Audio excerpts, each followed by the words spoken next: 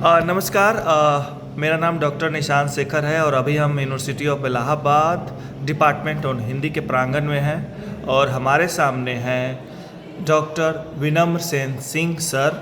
और मैं जानकारी के लिए बता दूं कि सर के अंडर बहुत सारे रिसर्च स्कॉलर जिन्होंने अपनी पीएचडी जमा कर चुके हैं और कुछ रिसर्च इनके अंडर में अभी भी कार्यरत हैं। और एक और बता दूं कि सर कवि भी हैं, इसके साथ साथ बच्चों को पढ़ाते हैं। और इनके पीछे ध्यान से अगर आप देखें तो एक छोटी सी पंक्ति है, आप बचपन में पढ़े होंगे, सुभद्रा कुमारी चौहान का, सिंहासन ही लूटे राजवंशों ने भ्रिकुटी तानी थी, बूढ़े भारत में भी आई फिर से नई जवानी थी। एक प्रेरणा स्वरूप सुभद्रा कुमारी चौहान जी की पंक्ति है।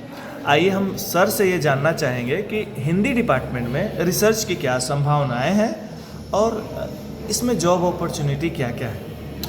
देखिए, हिंदी विभाग में नमस्कार। पहले तो आप सभी, आपके चैनल के सभी साथियों को नमस्कार, दर्शकों को नमस्कार।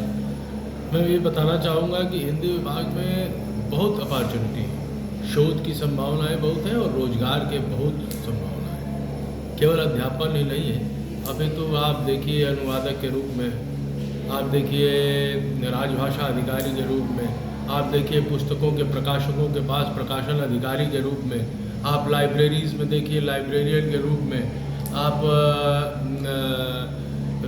प्रकाशकों के पास देखिए प्रूफ रीडर के रूप में, आप संपादन के रूप में प्रकाशकों के पास देखिए पत्रिकाओं के संपादन के रूप में, पुस्तकों के संपादक के रूप में। ये ढेर सारी अपॉर्चुनिटी है। ये तो संगठित रोजगार की दृष्टि में आता है, अध्यापन के इतर।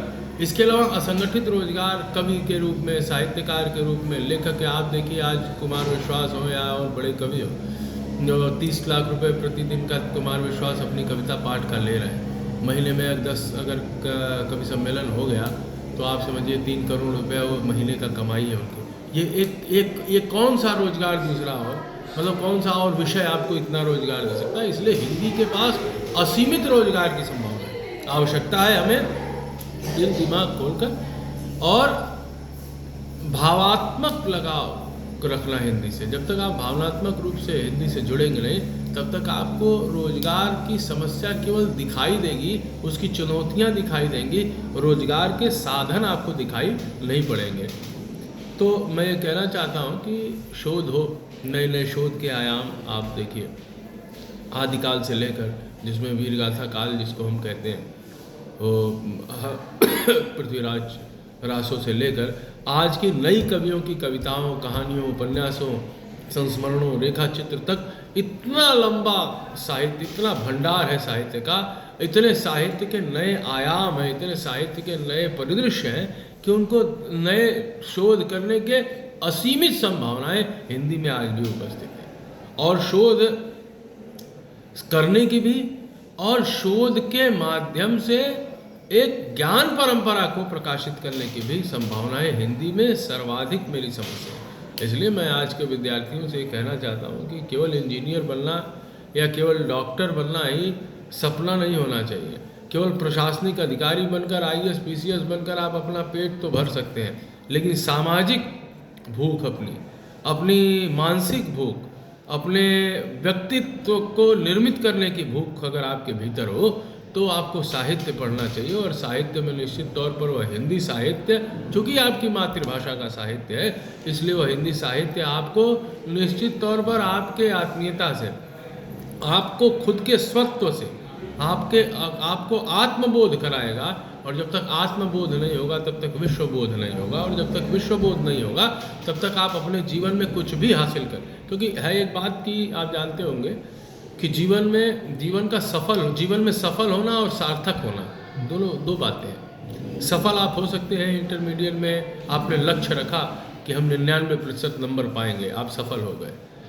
लेकिन आपका वह सार्थक तब होगा जब वह 99% अंक, आपका वो जो ज्ञान आपने प्राप्त किया है वो समाज पर अप्लाई हो रहा है कि नहीं। बिल्कुल। आप आईएएस बन सकते हैं, सफल हो सकते हैं, लेकिन आईएएस बनकर देखिए सीसीडी का कैफे का मालिक मर गया, आत्महत्या कर लिया। देखिए कितने आईएएस आत्महत्या कर रहे हैं, देखिए कितने आईपीएस आत्महत्या कर रहे हैं। बड़े बड़े रोजगार के आप एब्स्टल फाइल को देख सकते हैं, कैसी मानसिक विकृति है कितने बड़े बड़े पदों पर बैठे लोगों की।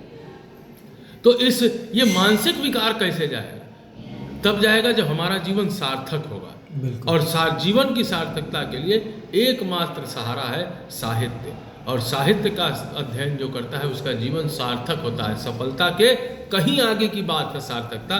तो मैं निश्चित तौर पर आज के युवा साथियों से, विद्यार्थियों से कहूँगा कि अपने जीवन में सफलता का लक्ष्य निर्धारित करने के साथ साथ अपने जीवन में नैतिक मूल्यों वाला सार्थक जीवन को भी लक्ष्य बनाएं। तब जाकर के आपका मुकम्मल व्यक्तित्व निर्मित होगा। और बिना मुकम्मल व्यक्तित्व के आप कुछ भी जीवन में पा जाएं तो आपका जीवन अधूरा ही रहेगा। इसलिए साहित्य से जुड़िए, कविता करिए, कहानी करिए, उपन्यास लिखिए, समाज के नए नए आयाम को नई नई दृष्टि से देखिए। मेरी आप सबको इसी दृष्टि से यही शुभकामनाएं। वाह, बहुत बहुत धन्यवाद सर। आत्मबोध से विश्वबोध तक सर ने बहुत ही अच्छा विस्तृत जानकारी दी। बहुत बहुत धन्यवाद सर। अगर आप सर से जुड़ना चाहते हैं, अगर आपके मन में कोई प्रश्न है तो सर से आप पूछ सकते हैं, मुझे भी DM कर सकते हैं। हमारे चैनल को सब्सक्राइब करें, लाइक करें और शेयर करें। बहुत बहुत धन्यवाद, बहुत बहुत आभार सर।